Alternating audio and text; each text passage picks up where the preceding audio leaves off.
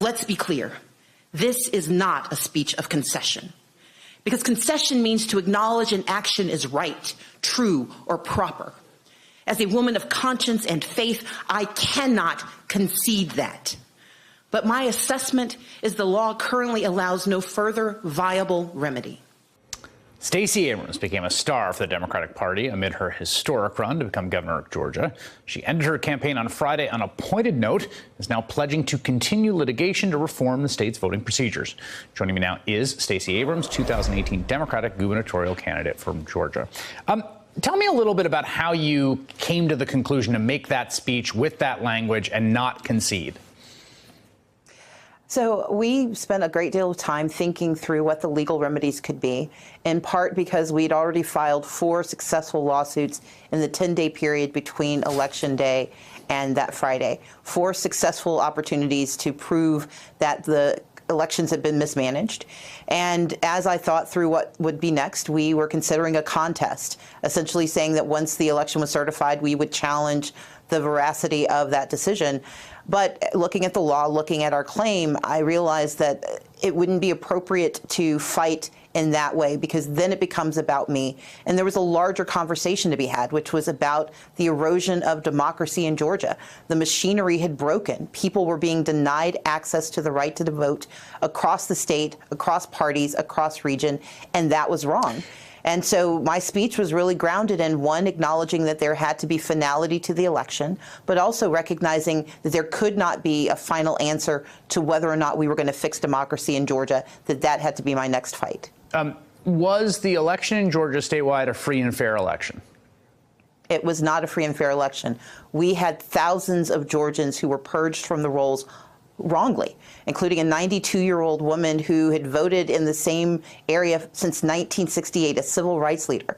It was not fair to the thousands who were forced to wait in long lines because they were in polling places that were under-resourced. Or worse, they had no polling places to go to because more than 300 had been closed.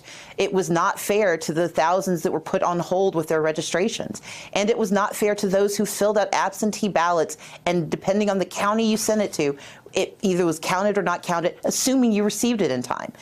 Brian Kemp oversaw for 8 years the systematic and systemic dismantling of our democracy, and that means there could not be free and fair elections in Georgia this year. I want to get your response to this. This is, I think, Rick Hasson, who's an election law expert, writer, legal academic, wrote this piece for Slate. He said Democrats should not call the Georgia governor's race stolen, and basically making the argument that that rhetoric further erodes sort of Democratic legitimacy. I wonder what you thought about that.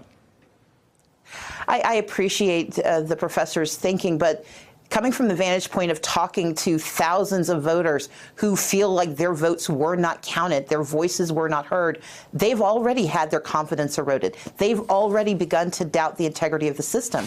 We have a Republican who is getting a do-over election on December 4th because they forgot to put people in his districts that were drawn in 2011 and updated in 2015. He had to take out plat maps and single-handedly find all of the missing voters and then take the state to court to get a new election.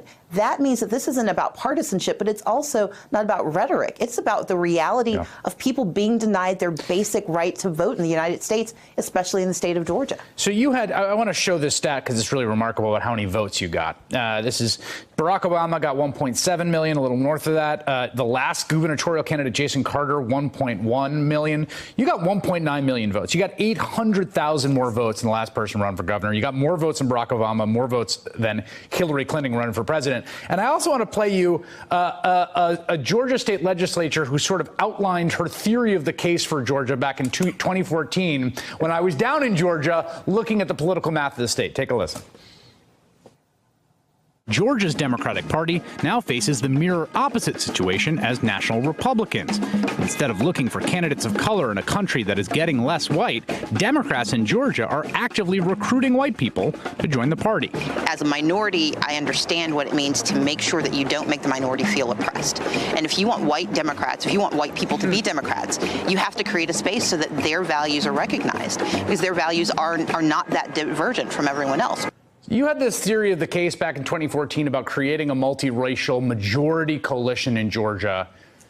You got 800,000 votes and came just shy. What is your thinking about that, the theory that you had? It works. We received a higher percentage of white votes, according to exit polls, than any candidate in recent Georgia history. More than President Obama, more than Jason Carter, more than Secretary Clinton, 26%. The average in Georgia had been 23%, and in 2016 it was 21%. So we outperformed. Wow. But we also received the majority, I think it's 80% of Asian American voters, more than 60% of Latino voters, more than 90% of African American voters. We built a multiracial coalition. What we did not have was a fair and free election that allowed every single member of that coalition and others to cast free ballots. And that's really the challenge that faces Georgia today. So what's next for you? We've started an organization called Fair Fight Georgia. We are going to file a federal lawsuit next week that will allege the gross mismanagement that we have seen and that we've been able to document. In fact, we thought we were going to go forward with the case today, this week, but we've gotten so much more information from voters, so many more calls that we're continuing to gather affidavits. So we're going to push it to next week, given the holidays. But I'm also going to make certain that we go beyond litigation, that we think about how do we pass legislation that improves voting rights in the state of Georgia, and how do we make certain on the county level that communities are getting the resources they need, but also holding their county election boards accountable for the decisions that are made and the resources that are provided to their communities. I'm duty-bound to pass along a question from Senator Amy Klobuchar, who is in the first block of the show, who wants to know if you're going to run for office again. I am indeed. I'm going to take some time off. I've been running for the last 2 years, and we do have to deal with making sure that the integrity of our election system is ready for what I hope will be the onslaught of 2020 when presidential candidates come calling in Georgia for the first time in years, because they need to know that Georgia is a competitive state.